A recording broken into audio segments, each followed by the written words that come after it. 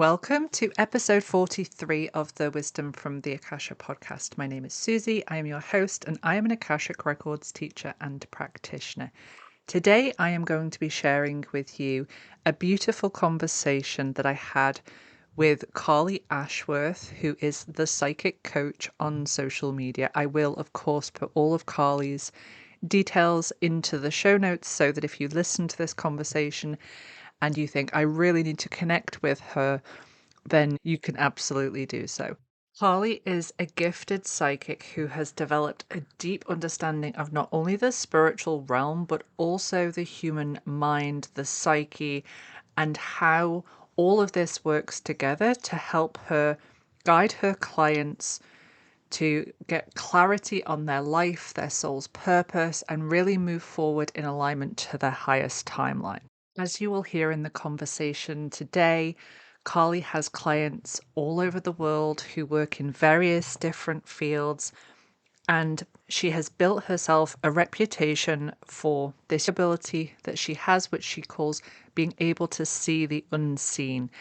I have known Karly personally for a number of years now, and I have seen her grow and evolve from not just doing the personal one-on-one readings, but also moving into the place of providing people with educational resources to be able to help them become empowered, have a deeper connection to their intuition, and to move forward in alignment with their purpose.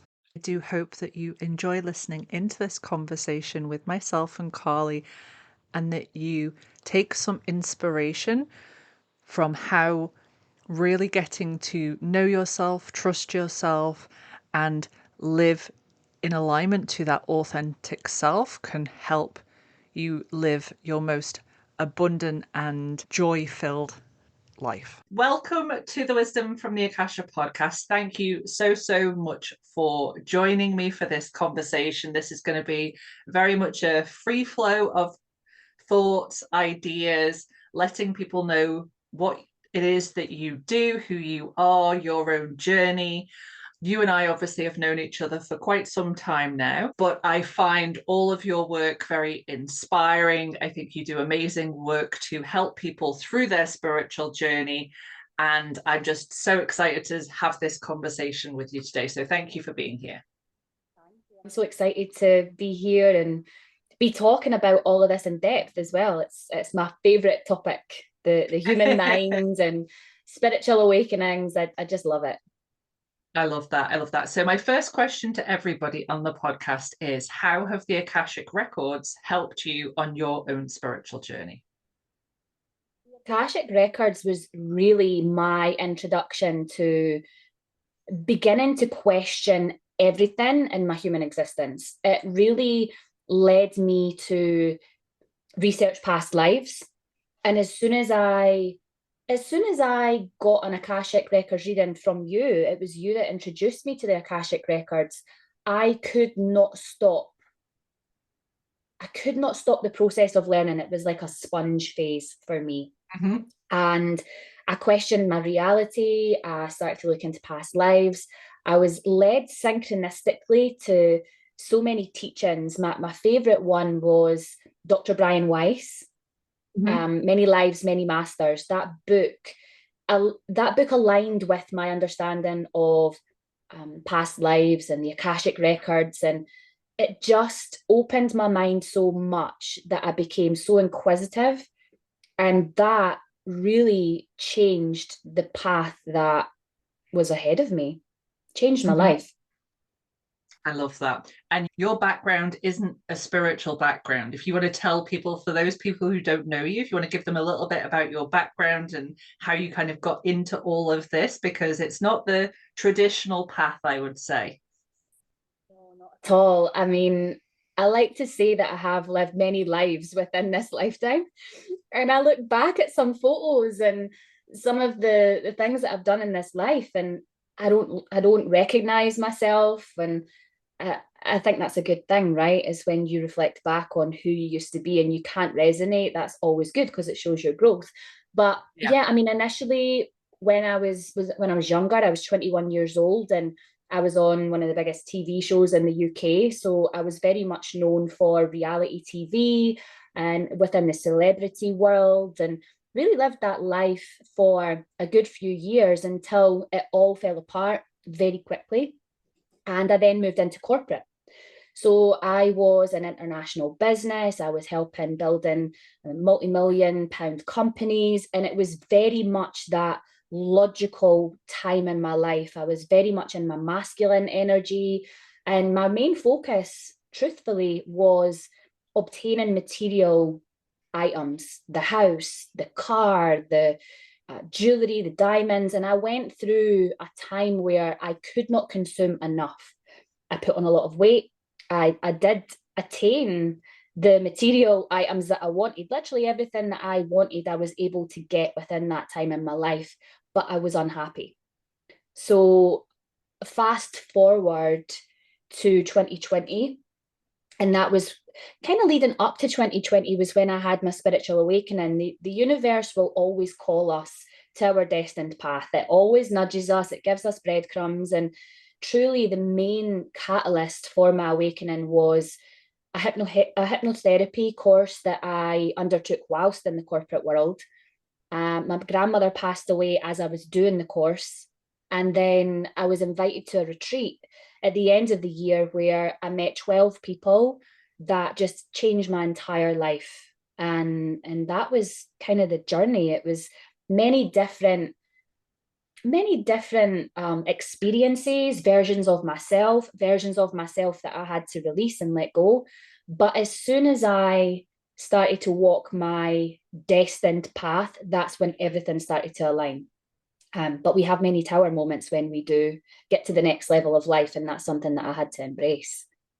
I love that. And one thing I think would be really good for the listeners to hear about is one of the episodes that I did a while ago was about witch wounding and that fear of being seen and that fear of showing up. And I'd love you to talk about your own experience with that from someone who went from a very public persona to showing up online as essentially a different person, because that's what's happened.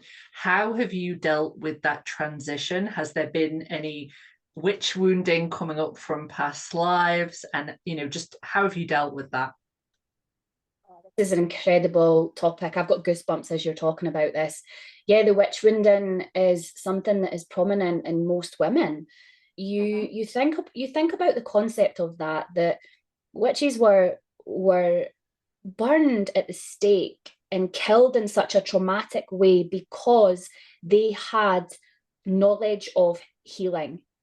And ultimately, what it came down to was that people were fearful of their own power because Mm-hmm. everyone had the ability to heal another person or heal themselves, not just women, but men too. Everyone's born intuitive. And the power of women back in those days was suppressed so much that people feared it. They suppressed it, they feared it, and so they tried to eradicate it.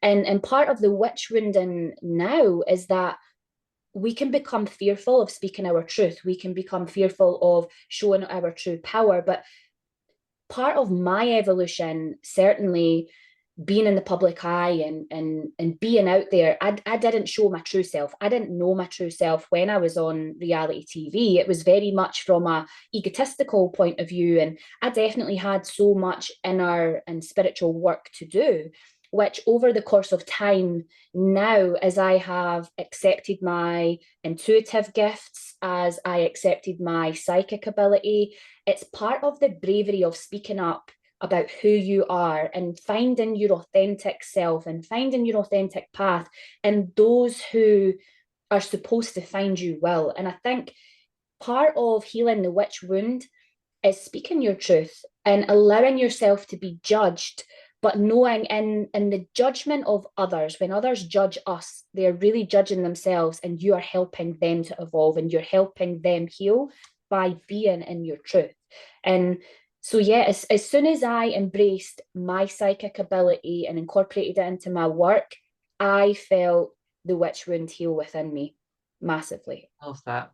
I love that because I think a lot of the time people who have the witch wound, and it is a collective wound as well as an individual wound. I see a lot in people's Akashic records from past life, actual persecution that they've experienced.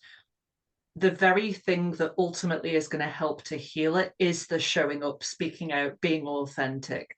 And you are going to get people who are going to attack or judge or criticize. But part of the way that you heal that witch wound is by experiencing that and realizing that you're not going to die this time. Yes, there are going to be people who disagree with you. And yes, that's the power of the block button if, you know, somebody is being rude on your social media, but you're not actually going to die. But I think people will stop themselves even getting to that point of sharing their truth and saying, look, this is who I am. These are the gifts and the abilities I have, and this is how I can help you, because of the witch wounding fear. Thank you so much for sharing that, because I think it will just inspire people to go, do you know what, actually, you know, I've always wanted to start a YouTube channel or a TikTok page or whatever it is. I'm just going to do it. I'm just going to put myself out there. So what is it that you are doing now in your vast array of skills? Because I obviously know all about you and all of your different gifts and abilities, but tell everybody what it is that you're doing at the moment, how you're incorporating your gifts and helping others, how people can work with you if they'd like to. Give us all of that. Sure. So really, most of my work has been focused on one-to-one soul readings. And what I have an ability to do is seeing the unseen patterns within a person's energy field. So anything that holds a person back, any fears that they may have, anything to forgive from their past, whether it be a past life or part of their past within this lifetime, I am able to energetically pick that up and bring it to light for the person so that they can have immediate change. So most of my work has been focused around these one-to-one readings, where we really go into depth and we look at a person's soul, their purpose, any energies that impact them in the present moment. And I'm getting lit up as I talk about it. I love it so much. And I have worked with people all around the world. I will never forget the day that I got the download to start this work. And I argued with myself to talk about the witch wound. I argued with myself for days, and I'm sure I messaged you at one point saying, okay, my guys have told me to do this, and this is so bizarre, because at that time I was in corporate and I'm getting these messages, read for people. But my automatic thought was, I can't read tarot for people. People are going to think I'm crazy. And there was even this judgment of self, because that persona and that line of work did not fit with my ego at the time. And when you hear that your destiny will keep calling you until you like pick it up and go, that's true. And I remember it just kept calling me, and you told me it would. And one day I was like, right, okay, I'm going to do it. And I ordered myself the Akashic Tarot deck. I put a post on Instagram and I said, hey guys, I'm doing readings today. If you would like one, send me a message. And my inbox went nuts, and it never ever stopped. I was booked every single week since that moment, and that was years ago. And so I knew that it was right because of the feedback from the universe that I got. So yeah, one-to-one readings has been the foundation of my work. But really what I'm seeing now is that has been a period of time where I have been able to research the human psyche and research the human energy field, and how the soul relates, how the soul is interconnected, and how we really truly are able to manifest specific realities based on the power of our mind and how we can influence the quantum field. It is fascinating, and we are so powerful, we don't even realize it.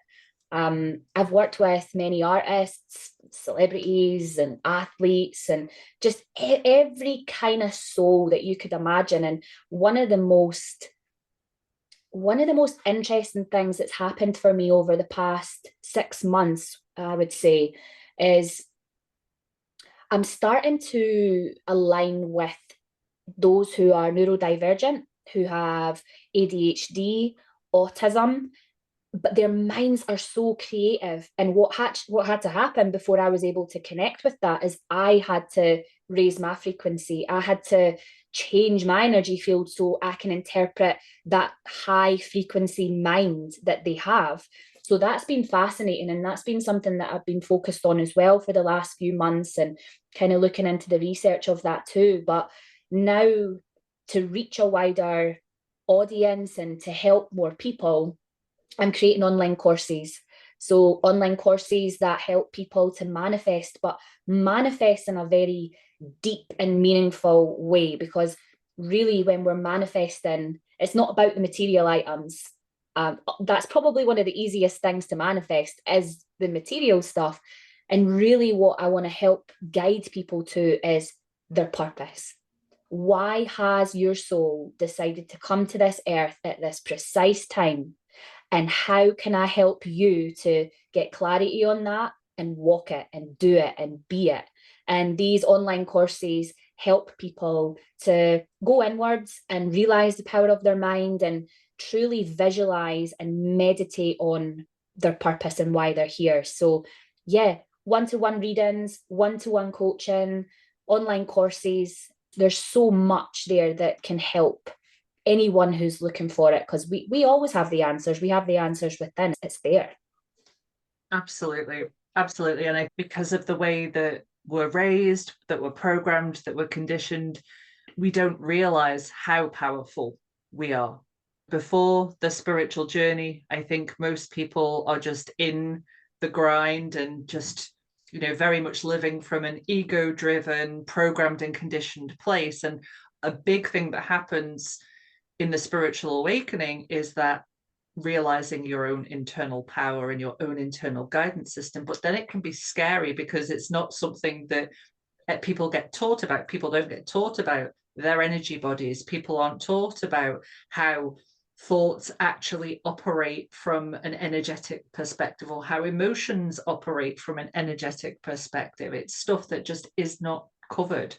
And I love the fact that you covered with ADHD and autism, because I know I read for, obviously from an Akashic perspective, you can't read the Akashic records of children, but I read for a lot of people who have children who are autistic or have ADHD. As you know, Karly, my son is autistic with ADHD. So this is a topic that I deep dove into when I was working with the Akashic records about my son. And I loved the way that they explained it, about the fact that you have these newer souls coming in, these extremely high vibrational souls who are coming in at this time. And then they're not built in a way that works with the old paradigm. They're built in a way that works with where we're going. So they're like the system busters. And it's such a fascinating way to see, because I see his brain and the way that he works and the way that he analyzes things. And I see how, from an energetic perspective, it's all going to be such a good thing for our co-creation, to have these individuals who can think in these unique ways and hyper focus sometimes in specific areas that need it. So I'm so pleased you're getting into that line of work, because I think it's a fascinating area. And I promise everyone, because it's one of the things I get asked to do a whole podcast episode on. So one of the other things that I would love to talk about with you is when we talk about soul purpose. Okay. So when people say, I definitely didn't sign up for this, I don't want to be here at this time, there's no way my soul signed up, I must have been drunk, I must have been high, I picked the wrong box on the form. Tell people what you have learned about soul purpose in your work. One of the main things that I've seen recently about soul purpose is there's actually multiple. It's not just one purpose that you're trying to find, like this needle in a haystack. And I think that's one thing that I really got caught up in before my awakening. And certainly at the start of it, I was so desperate to find my purpose. And I feel like the more you try look for it, the further away it gets. It's so bizarre. And purpose is something that is found as we ascend to the next level of life. As we ascend, we find that purpose in that level of the game.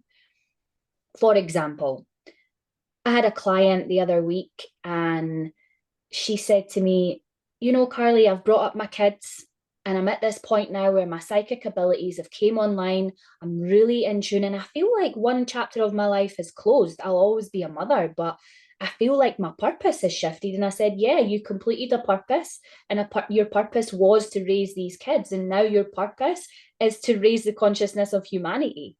And you're doing it simultaneously, you know. And for me as well, one of my purposes was to be in the public eye and to have certain experiences that I can talk about now and educate women on, and that's been part of my growth. Another part of my purpose was to be really deep in the material side of life and to be driven by my ego, and now to see the value in not having those things and the simplicity of life. So I really think that purpose is not one thing that we have to seek. It finds us. We don't find purpose. Purpose finds us when we start to find our authentic self. And I think once we become open to the concept that whatever purpose and whatever period of time we're in our life's journey, our soul's journey, it will come to us at the right time. And I think there's a real power in surrender. When we surrender to what is going to be, the signs, the synchronicities that happen from that letting go is next level. I mean, I teach about signs and synchronicities. It's one of the things that I love to create content around, is telling people the universe is talking to us all the time. It is constant. We're just distracted because of the world that we live in, because of the amount of thoughts that we have every day. But truly, when you're able just to get into that quiet space and surrender and then believe that your path is there for you, your purpose is there looking for you all the time, the signs and synchronicities will lead you to exactly that. Oh, absolutely. I'm going to go back to signs and synchronicities because I know this is definitely going to be something that people want to hear more about. But just before we do that, what do you think is the number one barrier that you see in respect of people not aligning to their authenticity, not aligning to who they actually truly are inside? Fear. Always fear. Fear is this very mental energy. So danger is real, and that will allow you to physically move your body out of danger. Fear is a choice. And fear, what I've come to learn about fear is it keeps people in an illusion of safety often. And it's very much created within the mind, but it can also be something that is dissolved in the mind. A story that I like to tell people about fear is my own personal story with that. I had a fear of heights for a very long time. It was irrational, and it's probably from a past life. I couldn't ever explain it. I would never go be on the side of balconies on high buildings. I hated going up in lifts. I just tried to avoid being anywhere that was of height. And it messed with my mind a bit. But I remember going on a trip to Dubai and I'm in the air and I cannot stop thinking about my fear of heights. And I thought, you know what? As soon as this plane lands, I'm going to book the skydive in Dubai.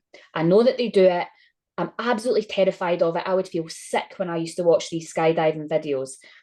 And I did. I landed, I booked it.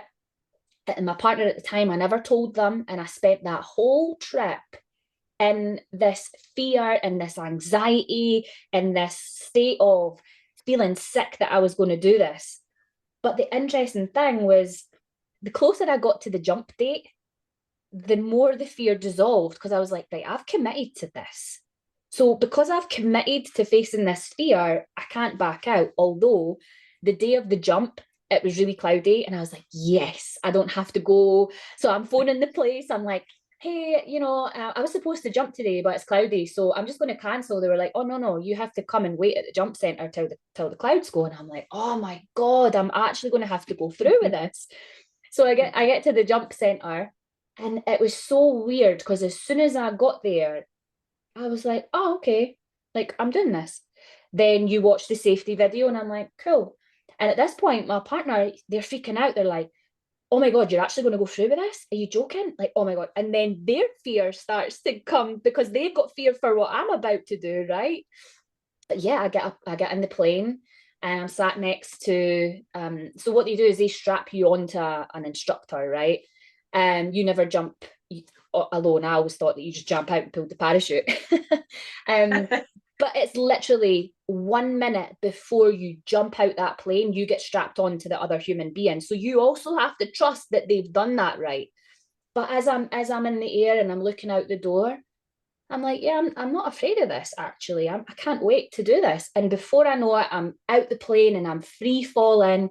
And I'm like, wow, this is incredible. I am not afraid. I am loving this. And I would do it again and again and again. And just to get close to whatever fear it is that we have in our mind and face it and overcome it changes our vibration, it changes our vision, our outlook, what we believe is possible. And truly, jumping out the plane that day changed my entire view on what I believed was possible for my own life.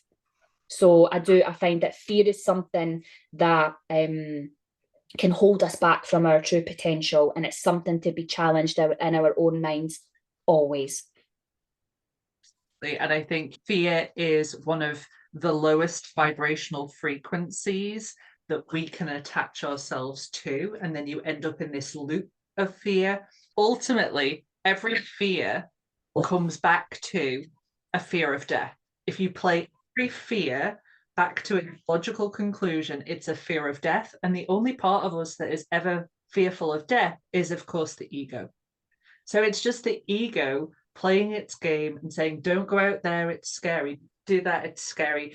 And, the comfort zone is literally the home of the ego. So if you're trying to connect to that, your soul, your higher self, that part of you, you're going to have to push the comfort zone boundaries and you're going to have to face your fears. So let's go back to signs and synchronicities, because I get asked about this stuff all of the time on my lives. I would love to hear your thoughts. There's a concept that I love to talk about, which is called the nudge, the knock, and the rhino. So the nudge is those inner feelings that you get and it's usually like, oh, that doesn't feel right, or something's off with that. And it's that inner dialogue that you get. It's the gut feeling. So you'll get a sense in your gut. It's almost like when you're on a roller coaster and you get that flip in your stomach. It's like that, but very, very subtle. Or there'll just be this questioning of what the reality of something is that's been presented to you. So it's an inner dialogue, an inner feeling. And it could be that you don't want to go to a certain place one day, that a friendship's not kind of right anymore, that maybe you don't want to be in a relationship anymore, you want to change jobs. Anything that's going on in your life that requires some kind of change, you'll get nudges. If you ignore the nudges, you start to get knocks. And what the knocks are signs that are external to you. So it could be, it's usually friction. So maybe you end up like you're trying to get to a party, but then you're late, or you can't get there, or there's just things that start to happen. The relationship, there's more and more friction. You just feel that void more and more. And they're telling you, this isn't right. This isn't right. Look what they're doing. Look what's happening. And then the rhino. So if we ignore the nudges and the knocks, then the rhino comes, because the universe is always going to move you to your highest path and your highest purpose regardless.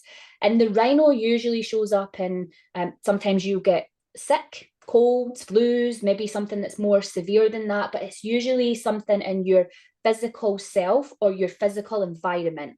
You might even end up moving place, moving house. It's usually when, if somebody needs to move and then they don't move, the rent's like, okay, we're selling the house now, get out. It's like really dramatic. The rhinos feel dramatic, but I do like to talk about that concept because we're always being guided, whether it's internally through our own intuitive feelings that we get, whether it's a nudge outside of us that shows us where there's this resistance and friction and we need to find the path of ease.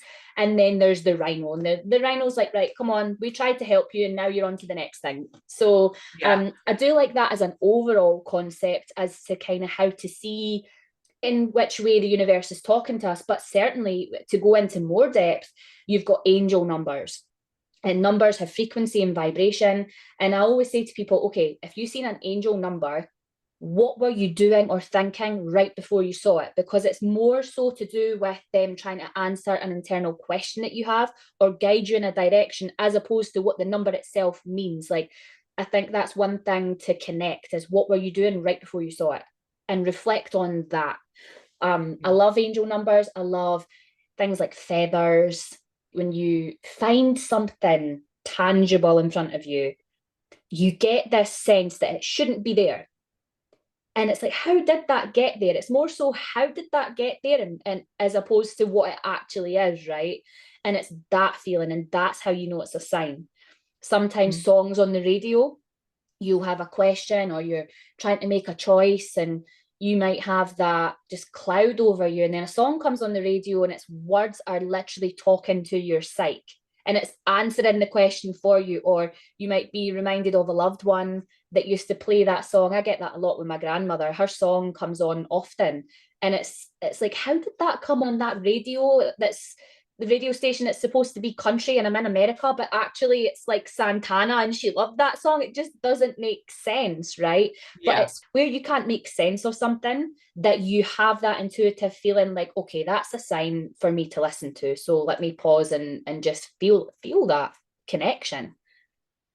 Well, I can certainly say I had many rhinos along the way in my journey. I know I used to get slammed to the side, and it was like, okay, I'm not doing what I should be doing. But thankfully, now I am doing what I should be doing. The rhinos have ceased their stampede, which is good to experience. The knocks go as well, and then you just get nudged along, and Yes. it's a lot easier.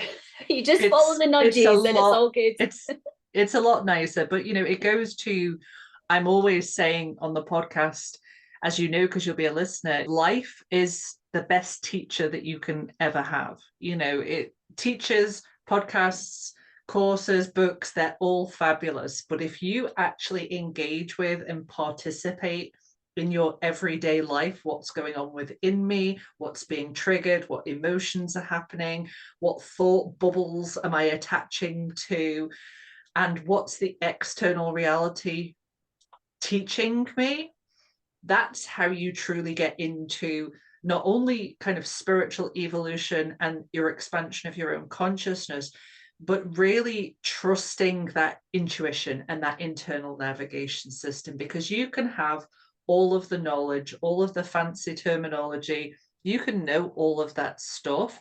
But if you're not actually living your life, putting all of that into action, you're not strengthening that internal navigation system. And everybody has intuition, everybody has an internal navigation system. But I think because how I usually see it is people usually have one or two of the clairsenses they're strongest. Okay. And a lot of the time, because this is something that has been developed in previous incarnations, they come into this incarnation born with those. So they don't think that these are actually psychic senses. They just think everybody can feel the energy of a room, or everybody sees things when they close their eyes. And what happens is they dismiss a lot of actually what is their internal navigation system picking up on what's going on and interpreting it for them, because they think, oh, this is just what everybody does. And only when people like you and other people out there start having these conversations about this do they go, oh, actually, maybe I have got psychic abilities, intuitive abilities. And then they want to know, okay, well, then how do I develop those? What would be your advice to someone who is listening to this podcast and they go, oh, wow, maybe this is me. Maybe I have got this ability to, what would be your advice from a developmental perspective for that person? It's definitely embracing it and knowing that it's true. I think the first thing is realizing the truth of what you're questioning. If you have a thought that you could be psychic, or you could be clairvoyant, or you have this real deep empathic nature, it's true. Believe it's true, because it is. One of the things that I do teach monthly is I have a soul reading diploma where I actually coach people on how to develop their psychic ability, to develop their dominant clairs. And I teach them my reading method. So I teach them the structure of how I read for people. I explain the process as to how I develop my own gifts and how it feels in the body, because I think that's something that's really important to note is our body and our emotions are actually connected to the psychic ability as well. And we'll pick up on certain cues within ourselves that are very subtle. And that's some of the things that I teach within my class monthly. And it's fantastic because everybody's different. Everybody's born with intuition. It's our sixth sense. It's what we're not taught about at school. Is what we're not taught, and as we grow and we develop and we embrace it, other gifts start to come online. So as an example, I just held that class at the weekend, and the woman who's on my course, she's actually a very well-known makeup artist here in America, and she does all the big TV stars, and she's in that showbiz world, but she's like, I have this psychic ability, and as I know what they're thinking, and I'm getting imprints from their life, and I just can't keep that to myself anymore. I feel like there's something that I have to do with this. So we go through the course, and at the end of it, I said, astrology is something that's really dominant in your ability to be able to read. And she said, I love astrology. I feel like I can curate an experience where I'm reading their chart, and then I'm reading their emotions, and I'm telling them how they can connect their emotions, their thoughts, their abilities. And we just talk about this throughout the weekend. And once she realizes the truth in her ability, everything just clicked into place for her. Mm-hmm. Now she knows what experience she wants to create for people. She has this peace within her that the feelings that she has are not abnormal, that she's not crazy. I also had a psychologist that done my class last month, and she's like, when people come into the room, I can see their loved ones that have passed away. She's very clairvoyant. And she just wanted to develop that part of her because she wants to be able to give people messages that give them comfort. And now she actually incorporates that into her work. She's a psychologist, but she's also a clairvoyant. And if a message comes through within a session, she is actually helping her clients to process grief, which is an amazing thing, because grief, shame, loss, it keeps people in that low vibrational mental state, and it keeps them trapped. And really, by embracing and using our intuitive and psychic gifts and helping other people with them, we are freeing people by showing them what they can't see. And that's why it's so important for anyone who believes they're psychic, clairvoyant, they get messages, believe it to be true, because it is. And you have a gift to help other people free themselves. So yeah, it's amazing, truly. I love that. And I think one of the things that you touched on there is the connection between that internal navigation system and the body. And I think there is so much out there in the spiritual community, which is let's escape the body, let's transcend the body, let's ignore the body, which is very masculine energy dominant. It's the up and out side of spiritual development, and it has its place, but where the more feminine mysteries, the mysteries of the divine feminine, was actually all about the going in and going deeper within. And I think that because even within the spiritual community, there can be a little bit of, I don't want to think about what I'm feeling. I don't want to dive into the shadow. I don't want to get into the emotions and the mucky stuff that we all have within us.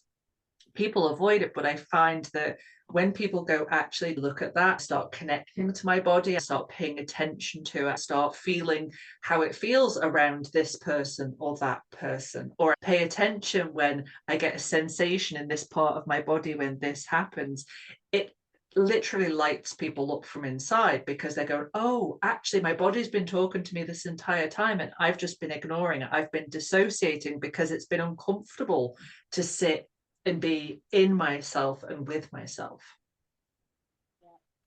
The body talks to us so much, and our emotions is processing our emotions and kind of transcending them is what gives us that capacity to develop into the next version of us. I mean, one thing that I have seen is that when you're able to suppress your emotions, you might be able to move very fast in life. You might be able to manifest fast, and you can get to the next level materially. But and actually realizing the parts of you that you've maybe put to the side or suppressed, or that you really don't want to emotionally confront. That's where the magic is, because as soon as you Mm-hmm. release that emotion from your body, there's a freedom that comes with that too. Even when we look at emotions that are stored in the body, such as grief and anger, it can manifest itself into disease because it's a Mm-hmm. dis-ease within our physical body. So I definitely see that we can evolve in a very profound way when we see what emotions are holding us back or what emotions we are suppressing, because it's always linked to some kind of past event that we truly can make peace with and let it go Yeah. and release. And that helps us get to the next version of life and self and compassion, understanding, love. And it raises our vibration and it expands our consciousness. Yeah. So yeah. And it makes space for that higher wisdom and that higher guidance to come in. When you're letting go of this stagnant energy from all of these repressed emotions, it makes space for that higher wisdom to come in and to be able to receive that. One of the things also that you touched on that I definitely have seen, and I'd love to hear if you've seen this as well, is that when I first started doing this professionally, the people I would have that would work with me or learn from me would be people on their spiritual journey, maybe have interests in Reiki or yoga or things like that. Now, the range is so much bigger. It's the psychologists, it's the doctors. And I think it's such a good sign that we're moving into a much more holistic outlook on things. It's not a case now of, oh, well, that's all to do with mental health or that's all to do with physical health. It's like, hold on, there's a physical aspect, there's a mental aspect, there's an emotional aspect, and there's a spiritual aspect. And that to me is true holistic care for people. 100%. So, to give two examples of that, I worked with a client, a male client, who has had huge success financially, business wise. He is super successful. And he puts it down to him spiritually awakening and processing his emotions and becoming very self aware, becoming emotionally aware. And he had got to a certain point in his life where his success was kind of, he couldn't get past this next level, and he had reached a plateau. So he reached out and we started working together. And he said, Karly, I have this vision and I know it's true. And I want to get to 5 billion in 5 years. And with that money, I'm going to help other people and I'm going to help humanity. But I need to spiritually evolve to get there. And Mm-hmm. even just to hear a man say that, like, I know that this amount of money is available to me, but it's not for me. It's for me to help other people. But I need to unlock the spiritual aspect of self in order to get there was incredible. And that Mm-hmm. kind of work that I do with high level executives, CEOs, millionaires, that for me, to see that level of success and to see them transcend the ego is amazing. But really what they're doing is they don't have fear. They don't have fear of Mm-hmm. judgment. They're very open about that aspect of them. I also work with athletes. I had one boxer, professional boxer, who came to me and he had lost a dear friend. He was experiencing grief and it was impacting his profession and his progression within his sport. So we spiritually work through that. We go through all the inner work, the shadows, we release the grief, and he wins his fight. I mean, it was all to prepare him for this fight. Mm-hmm. But I remember he took a tiger's eye crystal and he got sewed into his shorts. So that energetically he had that grounding before the fight, he had the intention. And I just love stories like this because it shows that people are embracing their truth, that they're embracing their spirituality, and they don't have fear of judgment, and they just truly want to have that full circle spiritual, emotional, physical um, evolution. It's amazing. And it's ultimately that is what the human experience is supposed to be. It's supposed to be an all-encompassing experience of this crazy place that we call Earth that's our home for this incarnation. I know there's lots of people out there who are like, I didn't sign up for this. This place is crazy. Why would I sign up at this time? But I can promise you all that you definitely did. Your soul definitely wanted to be here at this time. And it's having these conversations, being open with people about what it is that you're experiencing and what you're going through and what you're drawn to. You know, it's time to come out of the spiritual closet, essentially, for a lot of people. And there's nothing wrong with that. So I would like your last words. Okay. So you and I both know that the coming time is going to be energetically challenging. It's another mass awakening period upon us. So, what would be your advice for someone who maybe listens to this episode in 2026 and they've just had this crazy roller coaster spiritual awakening express version? What would be your advice to someone who is going through those early days of their awakening journey? Would be to always come back to self, to know that nothing external to you can ever have control over you. The true path to freedom is going inwards. We have all the answers, all of the answers, and we can connect to that through meditation, through embracing our truth, through asking for the signs. We are supposed to be here. We signed up for this mission, if you want to call it that, and it's such an incredible gift for us to be able to be here and influence change. And although it's hard, there is so much richness in the lessons that we learn that we can share with other people, and we can help so many people with it. I actually shared something online this morning, and it was a quote that I wrote through 2020, I believe. Mm-hmm. And this is what it says: find the others.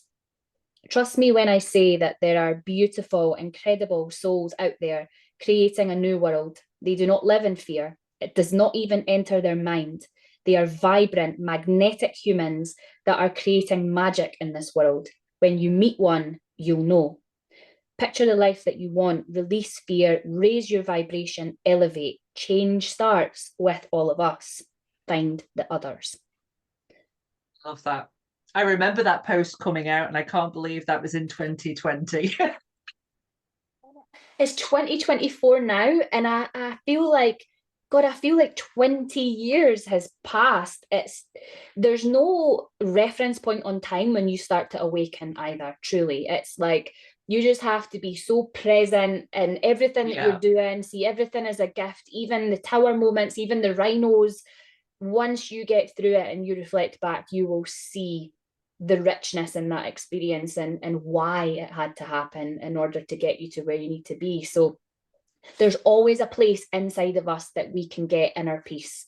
We just have to be still enough to experience it. I love that. Well, thank you so much, Karly. For everybody, I'm going to be putting all of Karly's details into the show notes. How best is it for people to contact you? If people have heard this today and they're like, oh my God, I need to work with this girl. So please go look at my content. I'm on TikTok, Instagram, I'm everywhere. So it's The Psychic Coach. I also have a website, which is thepsychiccoach.com. Yeah, you can reach out, send me an email, send me a message. However you want to contact me, just let the universe guide it, and I'll answer. I love that. I love that. Thank you so much for your time today, Karly. I will let you go off and get on with your day.